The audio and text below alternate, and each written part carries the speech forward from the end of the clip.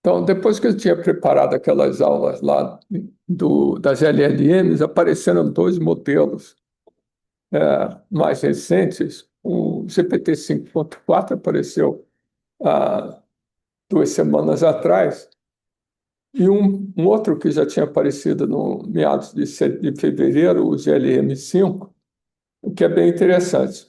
O ponto é que as coisas lá da OpenAI, hoje em dia a gente só descobre o que eles estão falando pelo jornal, pelo que eles anunciam, então isso aqui é muito propaganda de vendedor. O GLM-5 da Z tem um relatório técnico aqui que é razoavelmente comprido, mas não tem tantos detalhes assim. Quanto mais eu leio, mais dúvidas eu fico. Mas pelo menos aquilo que eu consegui resumir, eu vou compartilhar com vocês. Então, eu vou pegar duas LLMs para apresentar aqui hoje.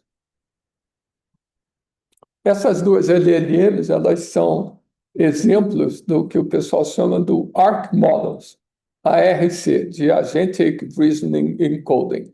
Na verdade, eles foram embutidos dentro das LLMs coisas que apareceram que antes eram tratadas de maneiras diferentes, eles foram embutidos na mesma LLM. Então, eis dois exemplos aqui interessantes. Então, a novidade aqui é que esses dois aqui, eles foram treinados para essa coisa de agente, né? Gerar agentes, simular agentes e por aí afora. Reasoning eu já falei na aula passada e coding também, né? Naqueles exemplos que eu dei de LLMs passadas.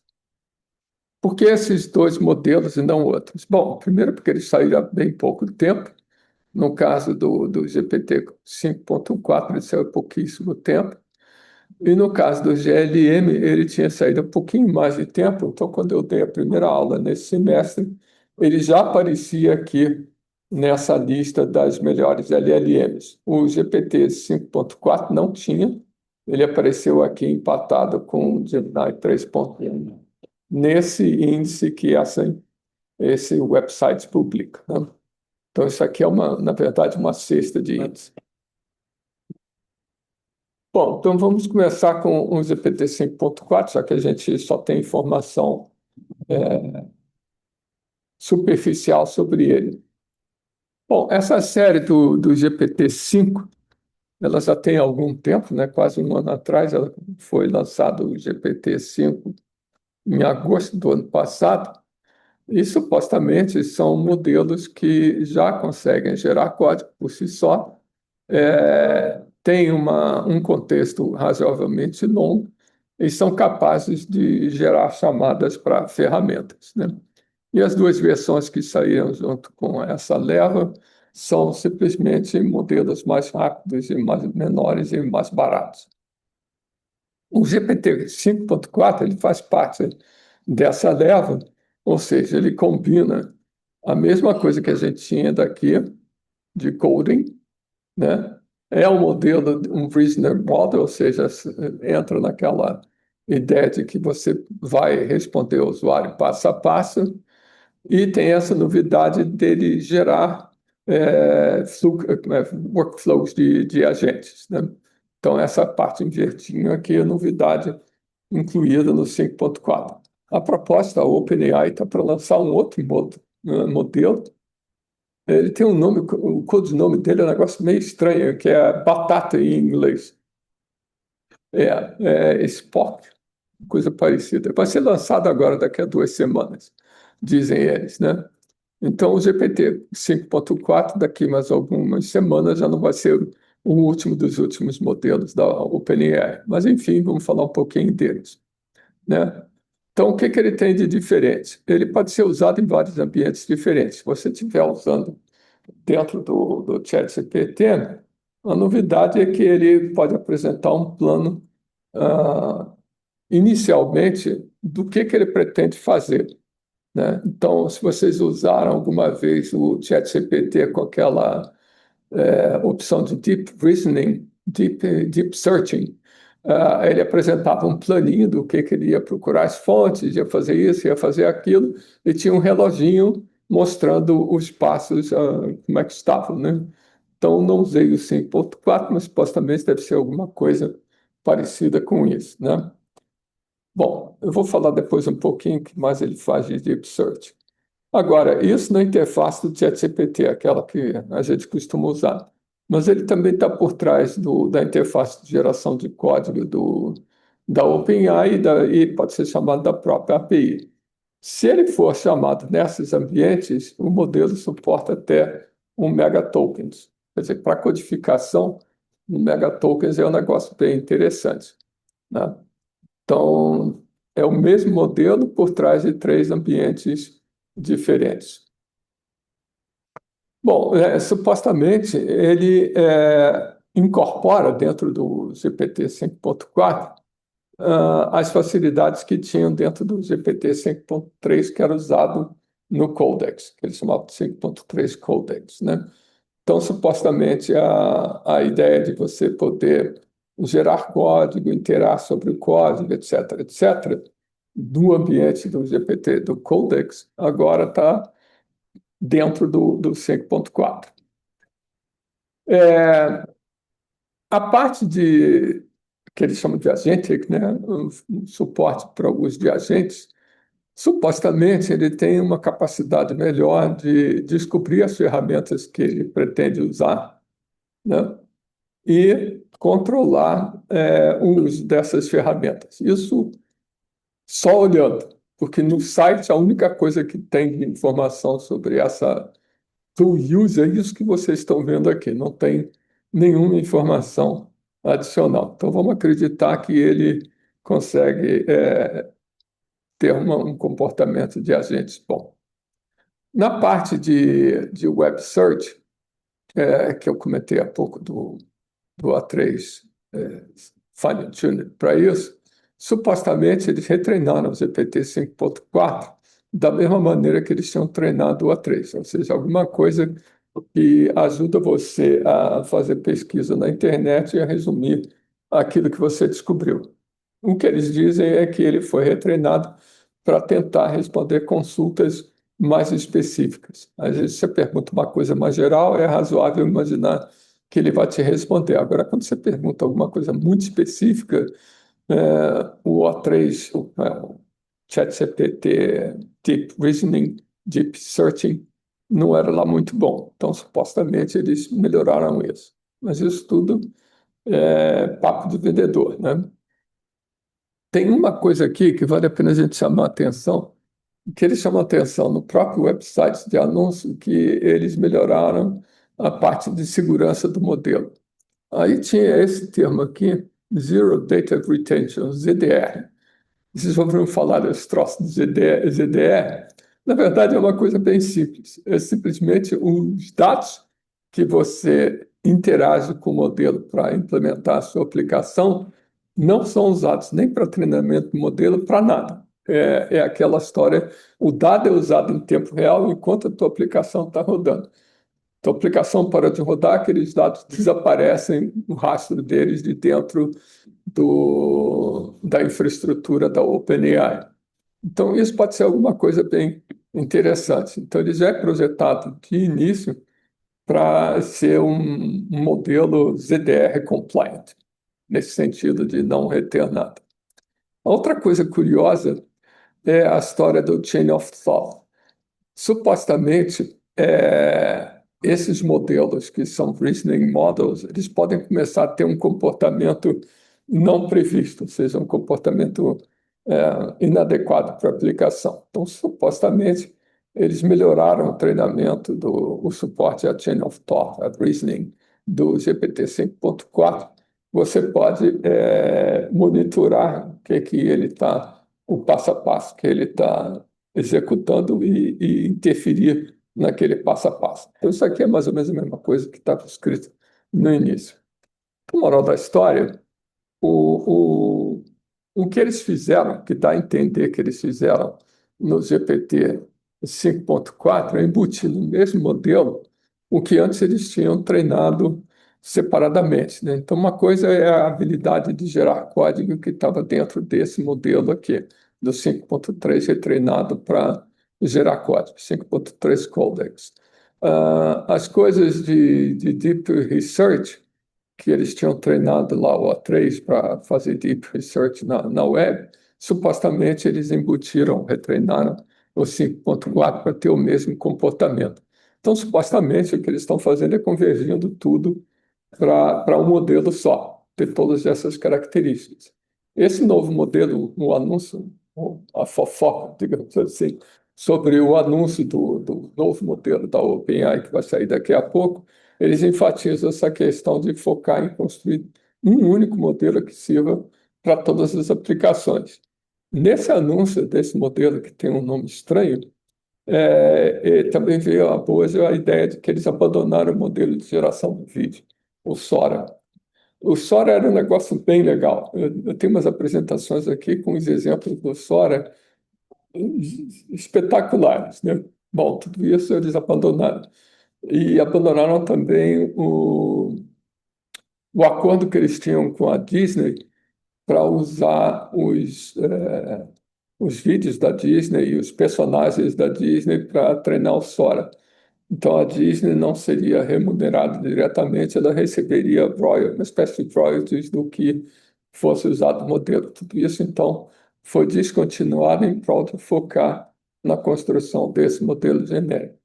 Então, é bem provável que o GPT 5.4, na verdade, tenha um horizonte, uma vida útil muito curta.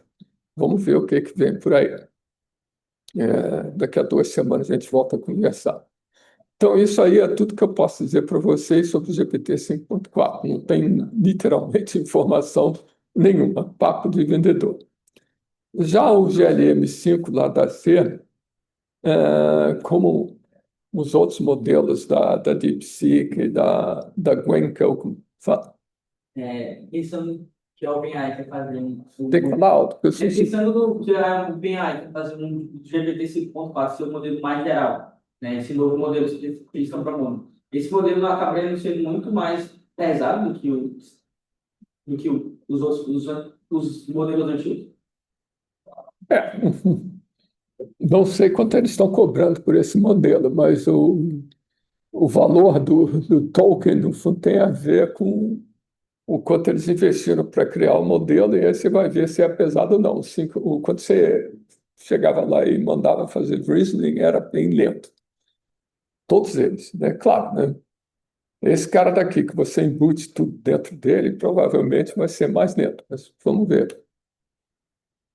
Bom, voltando aqui à história do GLM-5. Então, o interesse desse modelo é porque ele está muito bem colocado dentro daquele perfil de avaliação dos modelos, e ele tem um relatório técnico que vocês olham assim, parece interessante.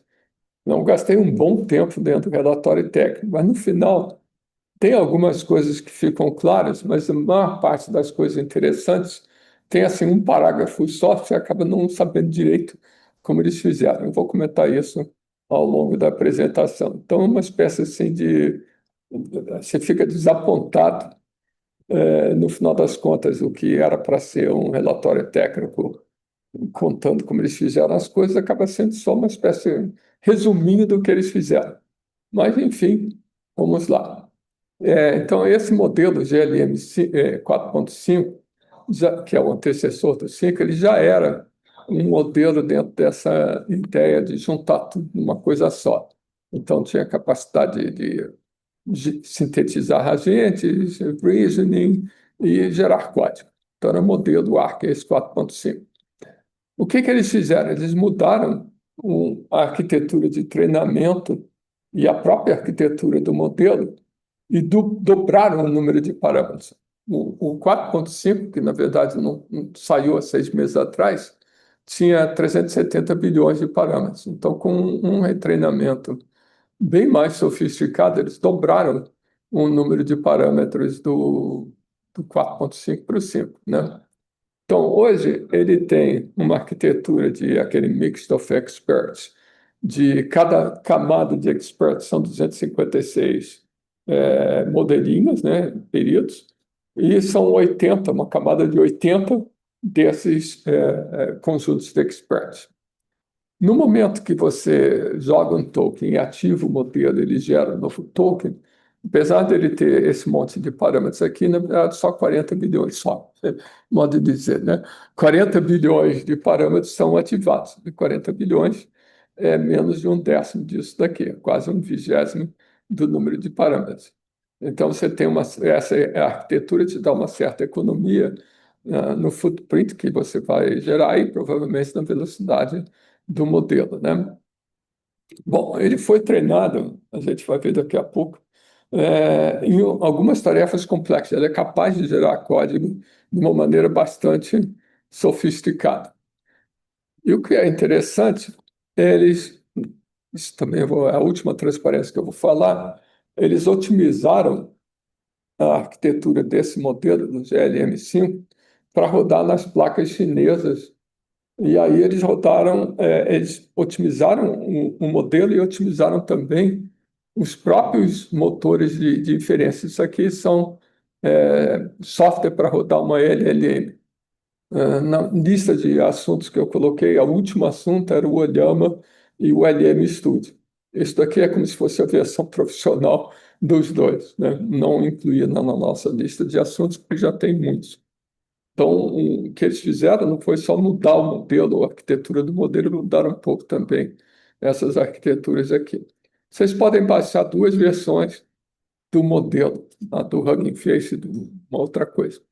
Aí, o que, que tem de diferença nessas duas versões? Primeiro, a primeira versão completa usa 16 bits de precisão. Esse FB aqui, ou BF, é essa arquitetura daqui. O floating point de 16 bits é isso que está aqui. Você usa 10 bits para mantissa e 5 bits para o expoente e 1 bit de sinal. O BF16 é um floating point de 16 bits, mas que tem uma mantissa menor, são 7 bits só para mantissa e 8 bits para o expoente. Então, ela tem menos precisão, mas a range dele é maior. Isso aqui é o que é o pessoal. Isso aqui foi criado para implementar esses modelos grandes, tá? O padrão de floating point de 16 bits é o de cima, o padrão do IEEE, tá? Bom, esse aqui é mais estranho ainda. Esse FP8 é um padrão de floating point que você gasta 1 bit para o sinal, se não tem jeito, né? 5 bits para o expoente e só 2 bits para a mantissa. Isso é um negócio estranhíssimo. Imagina, vai ser -2, -1, 0, 1 e 2. São os valores possíveis no fundo da mantissa.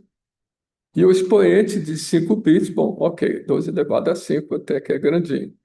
Mas é meio estranho você imaginar que você consegue reamostrar um modelo tanto para virar uma coisa onde cada peso do modelo ocupe só 8 bits. Mas a economia de footprint do modelo na placa é grande. Muita coisa lá no LM Studio, quando vocês olham assim, tem um monte de modelos lá, vocês vão olhando, um monte daqueles modelos é remostrado dessa maneira drástica. Claro que o desempenho deles também não é lá essas coisas.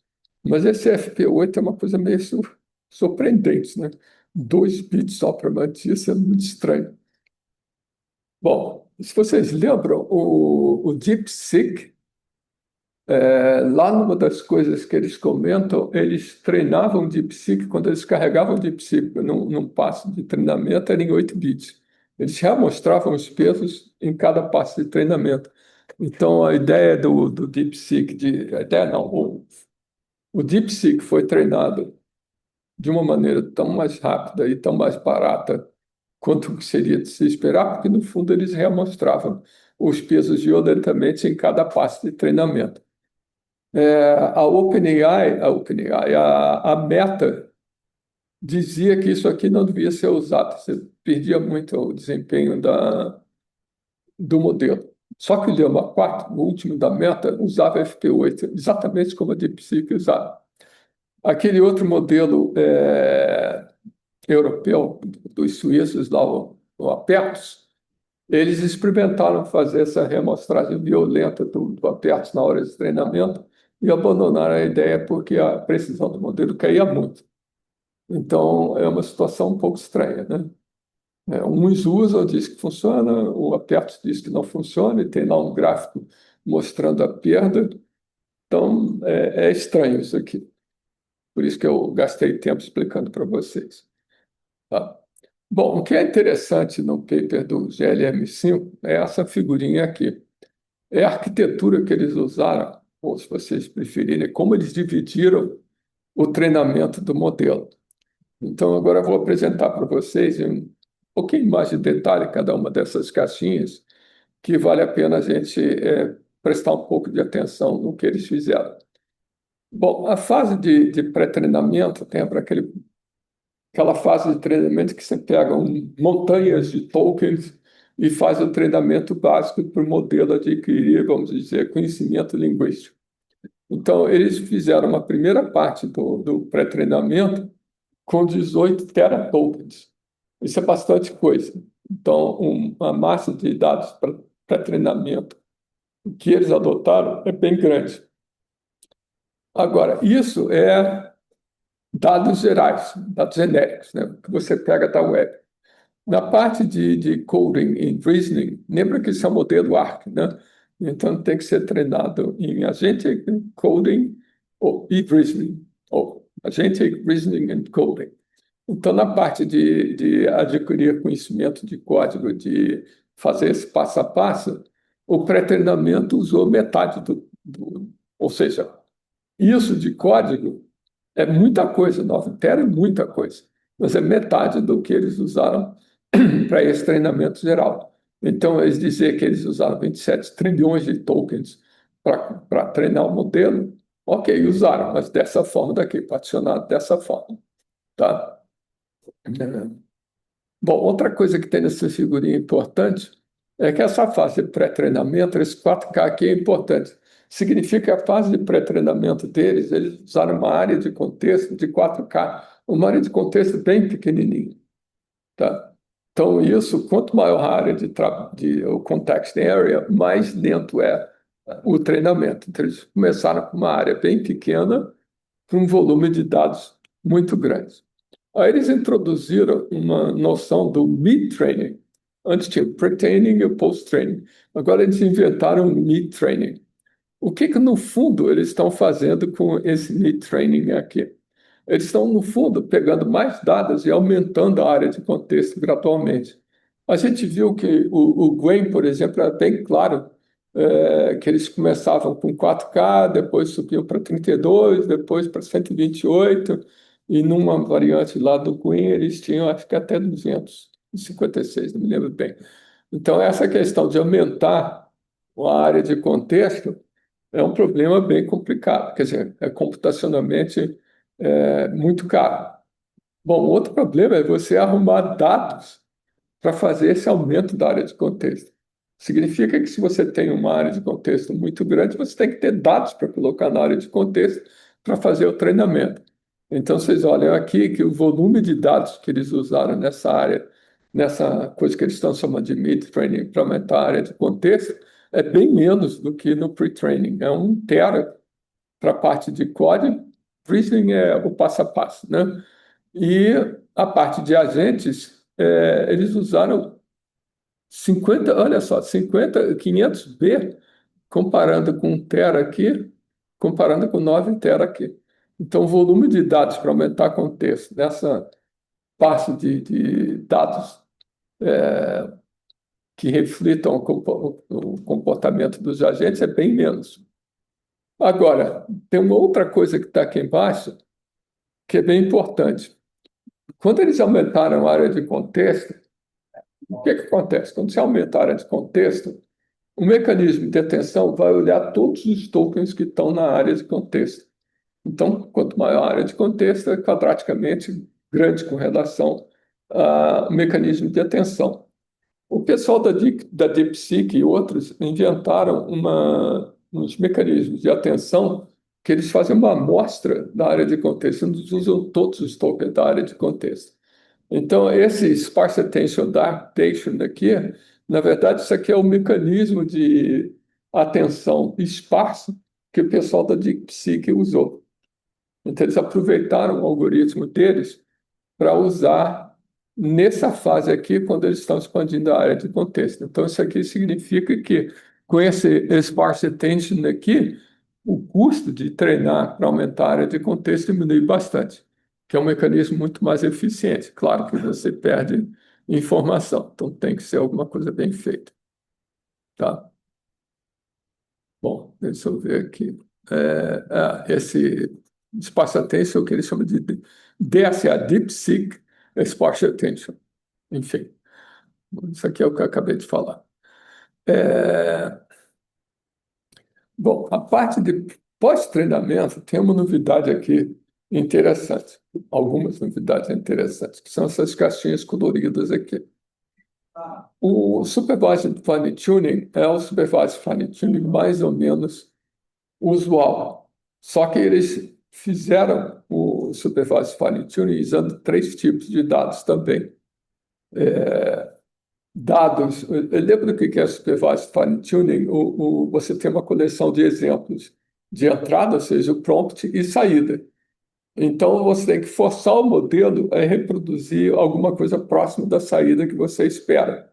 Então, o que eles fizeram foi pegar esse dados de treinamento do Supervised Fine Tuning e separar em três classes de dados. Dados genéricos, de chat, o modelo, né?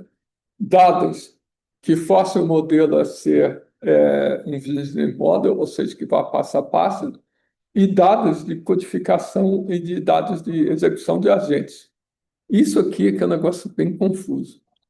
Coding ainda vai lá, você pode pegar coding, eu acho que tem, mais adiante tem isso. Você pode pegar código de vários repositórios de código e imaginar que eles vão usar isso. Mas o que é dados de execução de agentes? Daqui a pouco eu vou falar sobre isso. Tá? Então, essa parte, esse agente aqui não é um negócio simples. Mas, de qualquer maneira, o Supervised Fine Tuning é mais ou menos normal, só que ele tem uma mistura de três tipos de dados. Tá? Bom, nada simples, né? Uma das coisas interessantes que acho que vocês devem lembrar disso. Quando eu falei de DeepSeek, o DeepSeek era um reasoning, o V3 da DeepSeek não é um reasoning model. Um mês depois, eles lançaram o R1, que é um fine-tuning do modelo anterior, fine-tuning para ser um reasoning model. Aí, como é que eles fizeram isso? Na verdade, um prompt. Eles tinham um prompt esperto que eles retreinaram o R1, o V3, desculpa. Eles retreinaram o V3 na hora de criar o R1 com um prompt esperto que forçava o modelo a ser um reasoning model, a seguir passo a passo. E até tinha uma coisa curiosa que uma das coisas que aconteceu quando eles forçaram o retreinamento do V3 é que ele começava a fazer os passos de reasoning e mudava de língua. Começava a fazer o passo 1 em inglês, passo 2 em chinês. Eu disse, porra. Então eles tiveram que dar um jeito na hora de treinar um R1 para penalizar o modelo se ele trocasse de língua, que é uma coisa assim que para mim é espantosa. Bom, esses caras fizeram uma outra coisa mais estranha. O reasoning que a gente costuma pensar é essa primeira figura aqui, ou seja, você faz um passo, produz alguma resposta, aí a entrada e a saída do primeiro passo é a entrada para um segundo passo que você continua no processo de procurar a resposta. Então, o que essa figurinha aqui está dizendo é que você faz um primeiro passo, obtém uma resposta, pega isso, vai para um segundo passo, obtém outra resposta, e pega tudo isso, vai para um terceiro passo. Então, isso aqui é o que a gente chama de reasoning normal. Eles fizeram outra coisa estranha, que eles faziam os passos, mas não injetavam no próximo passo, só injetava a saída. Eles faziam em várias etapas, produzindo a resposta, mas em cada etapa só via a saída do anterior. Só via o azulzinho aqui. Não via Desculpa, não via o cinzinha. Então, isso aqui é um negócio que é como se você não lembrasse os passos anteriores, só lembrasse da saída dos passos anteriores. Tá? Então, supostamente, eles fizeram supervised fine tuning, forçando o modelo a ter todos os comportamentos possíveis de fazer o passo a passo como a gente está acostumado a ver, ou simplesmente esquecendo os passos. Então, esse supervised fine tuning não é pouca coisa, já foi uma coisa bem complicada, e considerando isso que a gente tem três tipos de assim. E, é claro, a programa de estender o contexto, né? O que eu achei mais interessante, na verdade, é isso daqui. Quando eles foram para o Reinforced Learning, eles têm três etapas de Reinforced Learning usando dados diferentes. Então, o Supervised Fine Tuning é uma coisa só. O Reinforced Learning não, foram três coisas diferentes, três partes, as caixinhas aqui, completamente diferentes. Um é o Reinforced Learning de reasoning. Então, você tem uma tarefa, você faz o passo a passo da tarefa e dá várias alternativas daquele passo a passo e diz, essa é a melhor alternativa. O modelo tem que ser forçado a escolher a alternativa, ou gerar a alternativa que você diz que é a melhor delas. No fundo, isso é o Reinforced Learning. Só que eles fizeram isso separado. O reasoning, no fundo, são as tarefas relacionadas a resolver problemas de matemática, esse tipo de coisa. O, o, o, o agente eu vou falar daqui a pouco. O outro, o geral, que eles falaram, um relatório que fala alguma coisa que eu acho até estranha. Eles procuraram enfatizar no Reinforced Learning, que eles chamam de genérico, coisas como inteligência emocional. Não me pergunte como é que eles fazem isso, nem o que isso significa em termos dos dados. Achei isso aqui bem esquisito, né? A outra coisa estranha é que eles dizem que nesse passo aqui houve uma intervenção humana para direcionar o modelo para uma alternativa ou outra. Bom, e o do meio? O do meio, que é a questão de agentes, eles separam dados diferentes para fazer o reinforcement learning na área de agentes. Essa separação de dados, essa aqui de multiple question and answering, ainda é razoavelmente fácil de entender. Essas daqui, de codificação de agentes, é que eu achei bem confuso. Não dava para. Onde é que está isso? Não. Aqui. Eles supostamente geravam tarefas que um agente deveria executar usando o hardware. O hardware, se vocês forem olhar o website, na verdade, nada mais é do que uma máscara que especifica o que o agente deve fazer.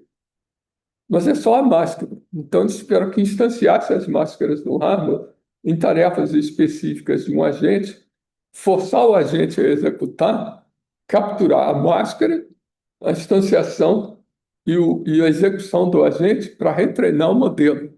Como é que eles fizeram isso? Não tenho a menor ideia. Eles dizem pouco mais do que eu copiei para cá.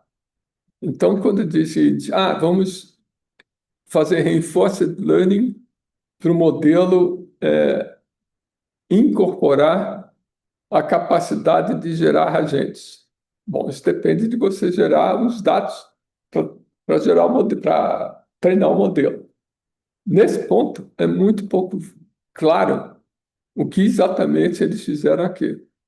Eu fui olhar o website do Harvard, esse website aqui, para ver se tinha alguma coisa, tipo GitHub, um monte de código lá dentro. Não tem nada disso. Então, eles geraram sinteticamente os traces dos agentes e alguém, que foi uma outra LLM, teve que analisar para ver se aquele trace era alguma coisa razoável ou não. E esse dado filtrado é que foi usado para treinar. Bem esquisito isso. Ah, falando nisso, eu esqueci de comentar uma coisa interessante. É,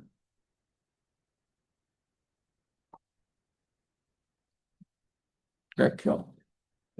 Nessa fase de reinforcement learning para a área de reasoning, eu disse para vocês que eles usavam problemas de matemática conhecidos como massa de dados de teste. Mas aí a questão é, quais são os resultados?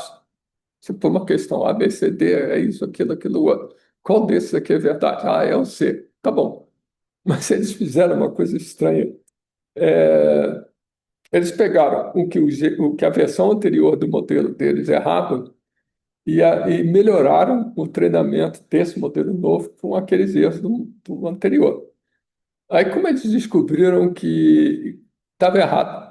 Eles simplesmente pegaram as perguntas e jogaram para dentro do GPT 5.2 e do Gemini. Eu li uma vez uma notícia que os chineses estavam roubando os modelos dos americanos. Eu acho que a notícia não falava cré com cré. Eu achei que era só roubar, como vai pegar os pesos do modelo, como é que vai fazer isso? Talvez o que eles estivessem reclamando era disso daqui. É a Anthropic, mestre. Oi? A Anthropic, ela denunciou, né, algumas empresas chinesas de estar fazendo ataques de destilação, né? Que é você mandar um prompt, pegar a resposta, fazer isso várias vezes, né, para usar depois em treinamento. Pois Mas é. ela não tem acesso aos logits, né? Ela pega só a resposta final mesmo. Então, isso aqui é mais ou menos a mesma coisa, que você vai pegar o prompt da questão de matemática, mandar o GPT 5.2 resolver, vai pegar a resposta dele, usar o prompt, a entrada e a resposta para treinar o GLM5, né? Isso que eu achei interessante. Porque a gente já tinha visto, eu já tinha comentado com vocês, do o próprio R1, né? A forma de que a DeepSeek treinou o R1 é bem confusa.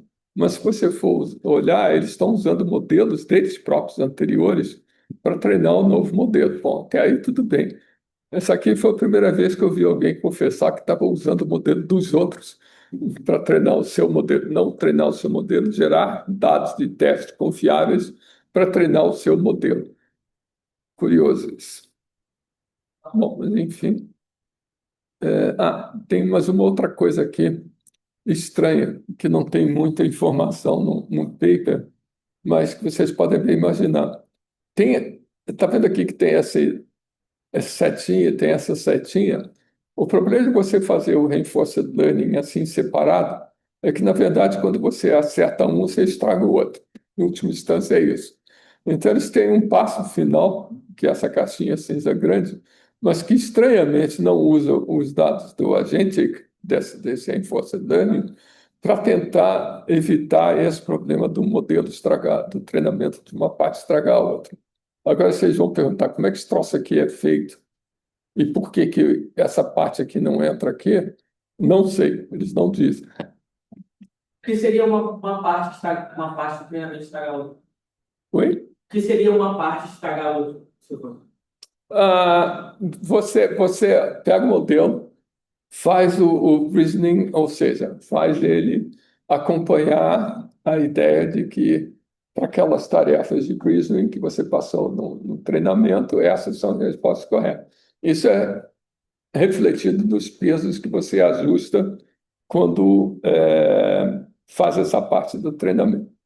Aí você chega aqui no General Reinforcement Learning, é outra coleção de exemplos com outras opções. Essa aqui é verdade, então você vai e ajusta os pesos que você já tinha ajustado antes. Então pode ser que esse segundo ajuste dos modelos, ou essa segunda fase, acabe atrapalhando os pesos que você tinha ajustado na primeira. Isso não tem como escapar disso. Isso aparece quando você vai pegar a área de contexto, você vai aumentando a área de contexto. Um dos problemas de aumentar a área de contexto é que, às vezes, o modelo começa a trabalhar melhor com uma área grande, mas pior quando ele recebe um contexto menor. Então, esse fenômeno já existia antes. Mas isso tudo aqui são coisas mesmo misteriosas. Quer dizer, a figurinha é mais ou menos claro o que eles pretendem fazer. Agora, quando você lê o paper, não tem muita informação. Diz que fez isso. Agora, como eles arrumaram os dados, como eles fizeram isso, não é claro. E não existe outro relatório técnico, né? Se fosse dizer que eles estão discutindo isso aqui em outro relatório técnico, a gente daí atrás, mas não tem. Bom, então tá. Deixa eu pular essas coisas aqui. Tudo isso aí são detalhes de treinamento, cada vez mais estranhos. No final do paper tem duas coisas que são interessantes. Uma, sim, outra coisa, eles não comentam, isso eu procurei, eu não achei, qual foi a infraestrutura que eles usaram para treinar o modelo. Eles discutem muita coisa dos algoritmos, é, 90% do paper é sobre como eles conseguiram os dados, mas qual foi o hardware que eles usaram para treinar o modelo nessa fase de treinamento? Não tem escrito em lugar nenhum. A DeepSeek foi claro, eu usei a placa H800. Eles aqui não falam nada. Mas no final desse paper, eles falam uma coisa interessante. Eles pegaram uma série de fabricantes, aqui estão sete, mas dizem eles que fizeram mais do que isso, fabricantes de placa gráfica chinesa, e ajustaram o modelo para rodar nessas placas. Bom, o que é ajustar o modelo? Bom, entre outras coisas, você pode mudar a quantificação, a quantização do floating point, aquele troço que eu falei lá no início. Eles fizeram isso para caber numa placa da Huawei, razoavelmente grande, mas o modelo é grande, né? Mudaram os algoritmos do próprio modelo deles e mudaram os algoritmos do VLLM para rodarem com o modelo deles otimizado para essas placas todas aqui. Mas essas otimizações são só para inferência, não para treinamento. Não para? É só para inferência, não para treinamento. Não, isso aí é só para inferência. O modelo está pronto, está aqui o meu modelo pronto. Agora vamos enfiar esse modelo de 700, não sei quantos bilhões de parâmetros para dentro de uma placa de, sei lá quantos, de placa gráfica da Huawei. Aí eles vão lá, essa placa. Eles usam essa primeira aqui como exemplo, né? Não falam nada das outras. Então eles mostraram para essa daqui como eles mudaram o, os algoritmos do modelo e a quantização do modelo para rodar na placa. Mas isso depois o modelo está pronto. E mudaram também os motores de inferência. Esse motor de inferência, esse aqui é o Luiz. Tá? Bom, aí no final, isso aqui já é um negócio interessante. No final eles fizeram uma outra coisa que eu acho que eu já comentei com vocês. Eles pegaram esse GLM5 e publicaram o GLM5 e não disseram o que era. Eles publicaram sobre um pseudônimo, digamos assim. Aí o pessoal, como é bom, que modelo é esse? Eles achavam que era um modelo, muita gente achou que era um modelo da Anthropic, era um novo Claude. Outros acharam que eram outras coisas. O pessoal estava tentando experimentar. Só depois de algum tempo, depois de eles terem catado comentários das pessoas e feito uma estatística de quem achava o quê, é que eles anunciaram, não, isso aqui é o GLM5. Alguns até desconfiaram que era o GLM5 por causa da arquitetura. A arquitetura dele não é tão diferente assim do GLM 4.7, tá?